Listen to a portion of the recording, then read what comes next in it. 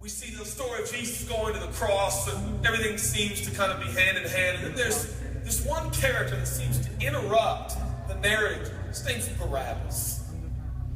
We don't even know much about him except that he's a murderer, leader of an insurrection, a rebel. And why he's even mentioned, sometimes I'm not so sure. It's like, what? This is about Jesus going to the cross.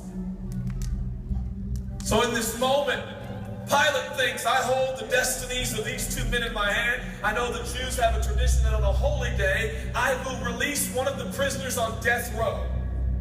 Pilate stands on this audacious stage, who now presents Jesus, Son of the living God, versus Barabbas, the thug and rebel. He says, all right, who do you want? This is blasphemy. This has gone too far. There's no comparison. This is a rightful prisoner, a man who should be on death row. He's a rebel against Rome. He leads a rebellion. He murders people. He's a bad man. He's a thug and he's a crook. He deserves the chains and he deserves the crucifixion. Jesus? What has he done but heal, restore, deliver, set free, open blind eyes, open deaf ears, heal the lame and the leper? What has Jesus done? Who do you want? We want Barabbas. Yeah, give us Barabbas.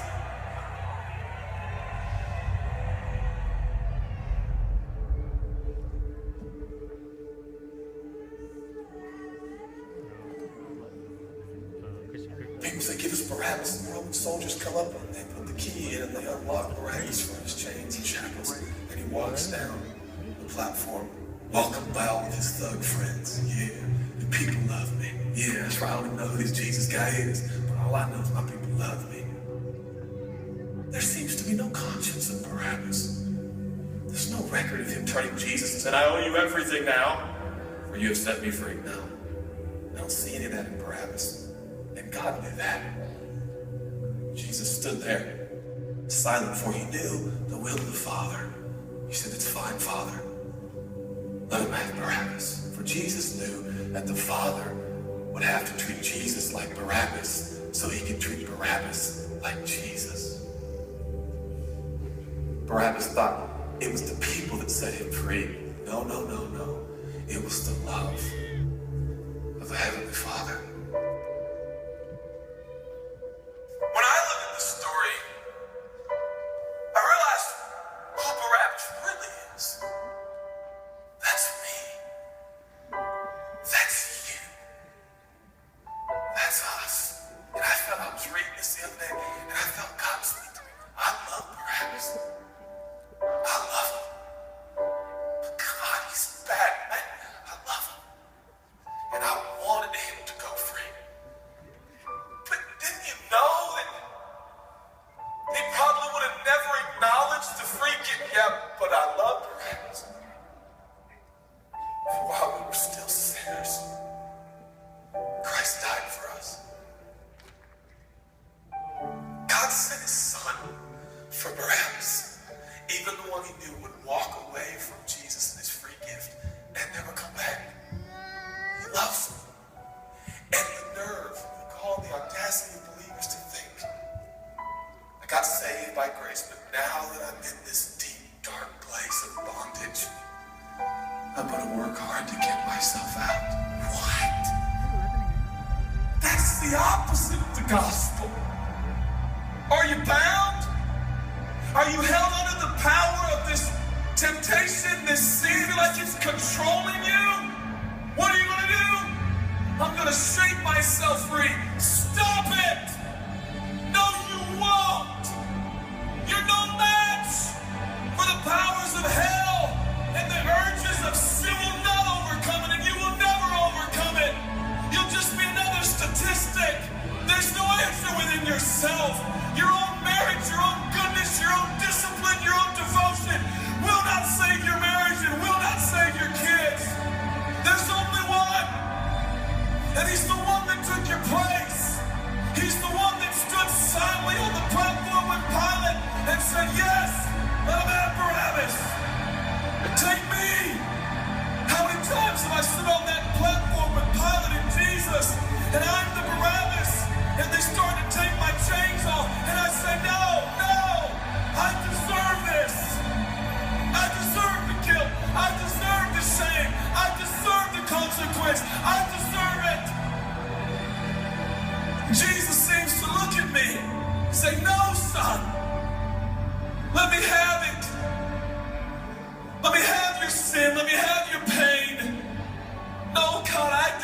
myself.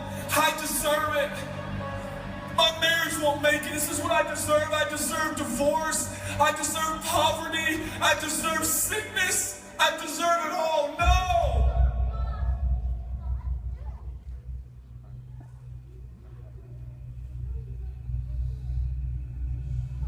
God, I'm so ashamed. Give me your shame. But God, what if I do it again? I'll still be here. Oh, God, I don't want to hurt you. I love you. I don't want to do this anymore. Give me your sins.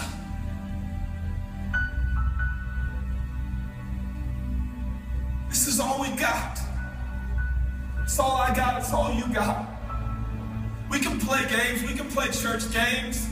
We can pretend like some people are better than others and that's why they're blessed, or we can all come to the honest conclusion that it's God. It is God alone. The greatest challenge is not your discipline, your devotion, your focus. Your greatest challenge is believing the gospel. Could it be that there's a God with a love so scandalous, so wide, so deep, so vast, so high, so expansive, so welcoming, so inclusive? Let me have your sin, son. Okay. And I give him my sin. I stand in this empty space of forgiveness and acceptance while Jesus walks off to the cross that I deserve. I see him walking to the post to be whipped. As I stand a free man, all the attention is turned now. And I feel the love of God saying, go son, live your life. I'll pay the price. Where did we get off? Thinking that we were going to set ourselves free. It's still Jesus. It'll always be Jesus. It'll never stop being the power of Jesus. If his blood is sufficient for your salvation, his blood is sufficient to sustain you through every challenge and every sin